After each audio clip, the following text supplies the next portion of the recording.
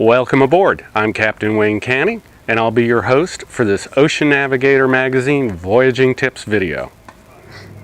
I'm often surprised during surveys just what I find when I'm inspecting lifelines. You would think a piece of equipment with the word life in its name, people would take them more seriously. But surprisingly, I find a lot of problems with most lifelines. You have to keep in mind that lifelines should be capable of supporting a 200-pound man falling against them in a seaway. I often ask sailors, would you trust your lifelines if they were at the top of a 10-story building and had to keep you on top of that building?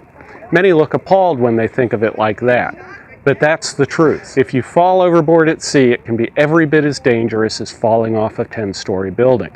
It can be a matter of life and death. So keeping your lifelines in good condition is important. So let's take a look at how to inspect your lifelines. Lifelines should be inspected annually, if not more often. Like rigging, you have to think of lifelines as a chain. One weak link and the whole thing comes apart. Normally, I like to start at the bow and work my way back. I start by checking the fittings at the rail and how the lifelines are attached to the bow rail. You want to make sure all of this is in good condition.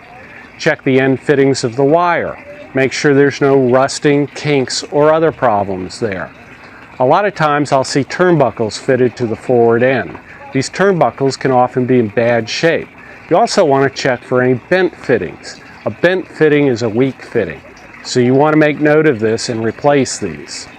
Next, I'll move aft, following the lifeline back. I'll carefully check the condition of the wire, and if it's a vinyl-covered lifeline, I'll check the condition of the vinyl covering. A lot of times, older lifelines, the vinyl covering will be cracked. If this is the case, you may want to consider replacing the lifeline. Carefully check the lifelines as they go through the stanchions. You want to make sure that they're in good condition and there's no wear on the wire as it goes through the stanchion. Check the stanchion itself. Carefully check the base of the stanchion for any cracking or loose fittings or loose screws. I like to grab hold of the top of the stanchion and wiggle it back and forth while observing the base. Make sure there's no play in any of the fasteners. A lot of times I'll find cracks in the base of stanchions. Often this is caused from water that gets trapped in the base and freezes. So you want to check this over carefully. Follow the lifelines aft. As you get to any gates or anything, check the gate fittings. Make sure that they're all in good condition. If you have gooseneck hooks, make sure that the locking nuts are secure on those. Make sure that they latch tightly closed and that the spring latches that hold them closed are in good condition and they won't pop open.